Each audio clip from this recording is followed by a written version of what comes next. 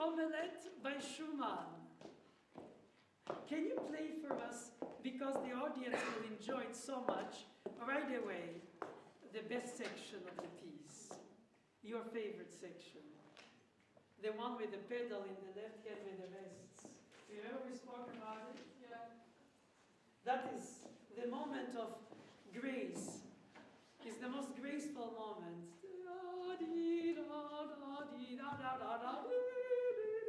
I thought I'll never sing as a teacher because of my teacher's singing, and I do all the time.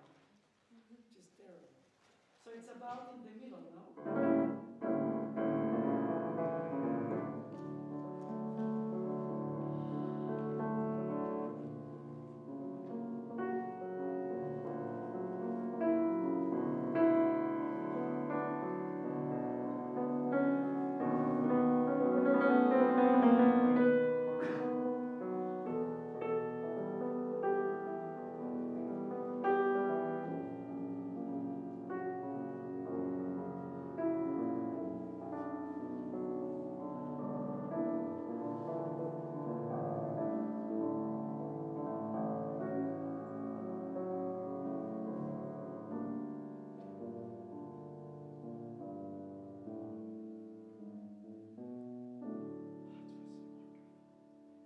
Isn't that? Wow, I love your colors and tone. I just disagree entirely with your pedal, as I told you this morning. But I love what it is because I don't disagree in the sense that I consider it not right. It's a different way of looking at this complex situation. How do you have a sound that doesn't decay? And why does he repeat the E and not the F and the D? Well, because it's based on Schumann's Song. yes, and it's like the same melody, same scale. Except on the piano, in this tempo, they all decay. Yeah. Down, down, down, down. But in our inner ear, it stays, no? So in fact, we don't hear what we do. We hear what we wish to be. So I was suggesting to you this morning to consider the option of doing this, which is very beautiful as you do, to do this.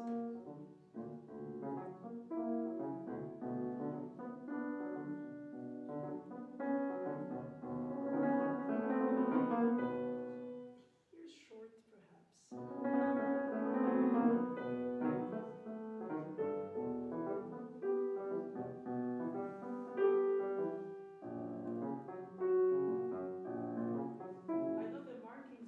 Are written in the score, except there are no snowflakes.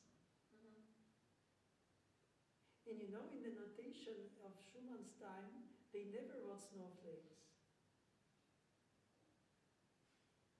So it's generally the idea that you'll know how to do it. It's basically, don't play dry. Right. That's the idea behind it.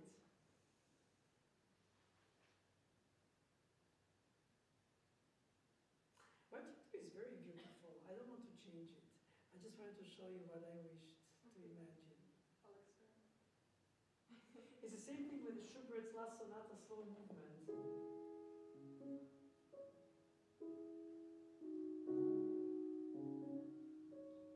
And you put the pedal indicated, it sounds.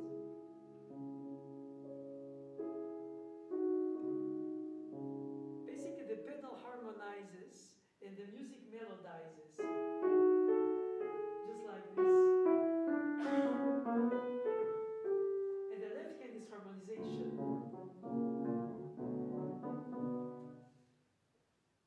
I think it's more because I think of it, well, I imagine it more like an orchestral transcription rather than a pianism.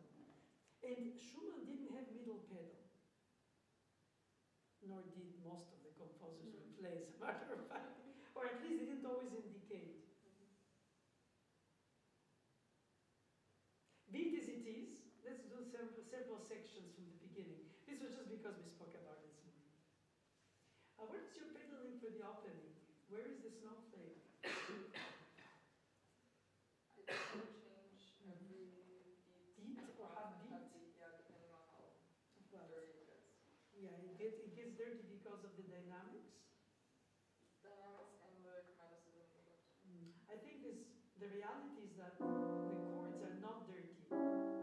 Is that stupid passing tone, which is so beautiful. Of course. But it drives us crazy because if you hit with it, oh, the pedal is so perfect. And if you hit rhythm,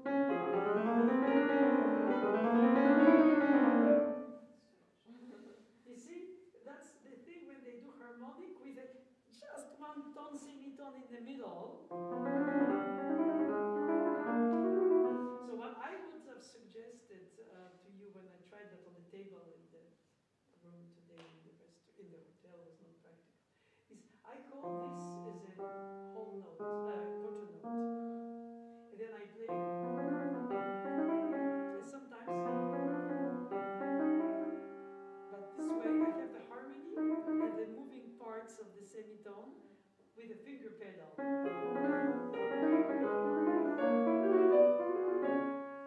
But with the other pedal, it's more, in fact, it's more fun.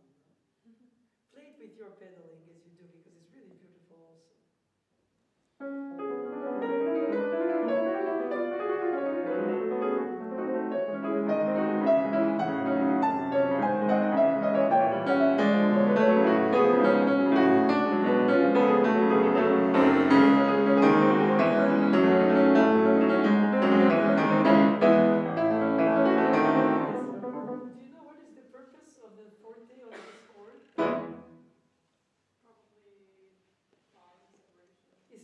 Diminish, right?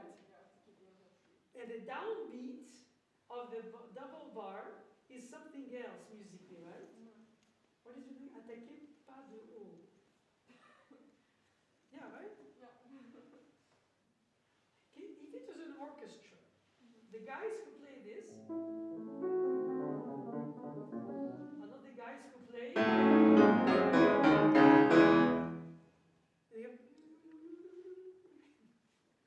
And I think that this is what I suggest is to have no interruption and a subito mezzo, if not forte, mezzo forte. Okay. So usually my students tell me, but they won't hear the first note. And I say, well, that's his problem, not yours. If not, it's too explicit. But in any case, I really liked your pedal because it gives that crescendo drive of the energy of the left-hand motion.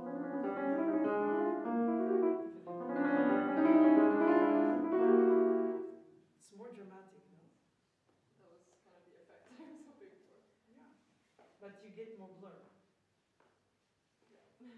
In the tempo marking, do you agree with the tempo? Not really. Does it function in the tempo that you play? You like it faster? It's not, I try not to think about the speed, more hearing the effect with the left hand and the phrasing along. So Sehr lebhaft means? Very fast? No.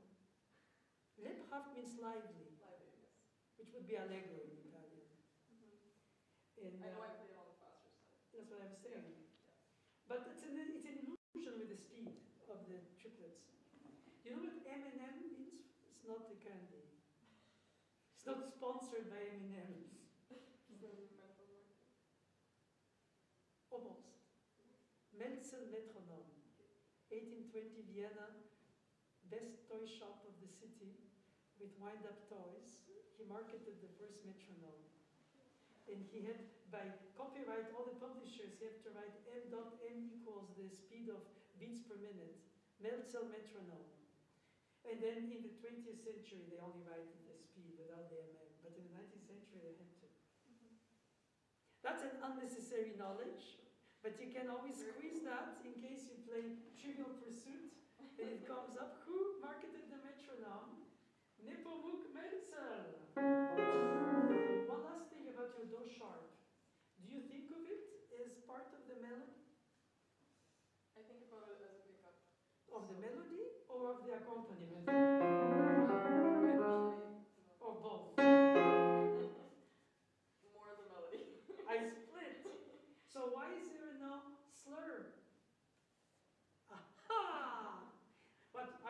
teacher told you, no? Why there is no slur for the upbeat? Because it starts on the upbeat every time, no? But the accent is on the downbeat. And when this is not, it's, but you like it, no? Slur. Well, I try to think of it as going towards the. But separate. Yeah. Well, with pedal too, so it's not. so it's wet staccato. Between wet staccato and dry tenuto. It's so difficult to find the definition of what we intend to do compared to what comes out, and the acoustic and the piano and everything and the tempo. But generally you do it very well, because you're very driven. And when you play the arrival on the double bar, try that.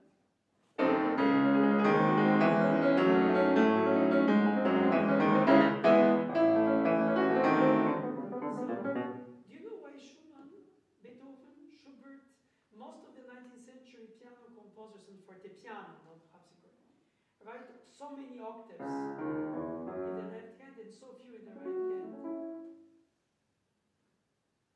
Because the strings were straight on their pianos, and therefore the ranges were very different from ones, like basically strings, brass, and woodwinds.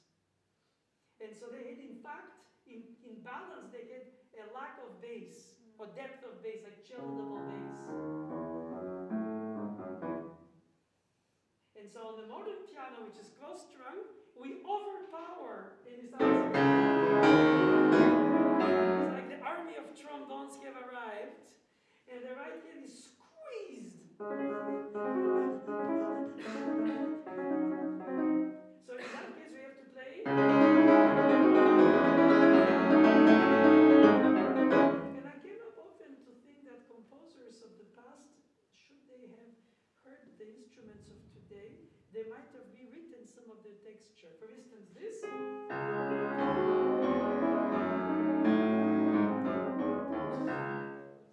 is so rich already. And because I, as a teacher, have no right to change the text, then I suggest the voicing.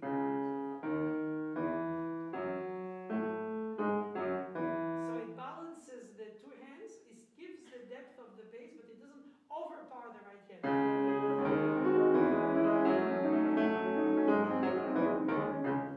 But 99.99% of the people don't think about it because they play as written, and it's written like that. Do you play chamber music? Yeah. When it's fortissimo in the piano and fortissimo in the other instruments. Yeah, no. Exactly, because the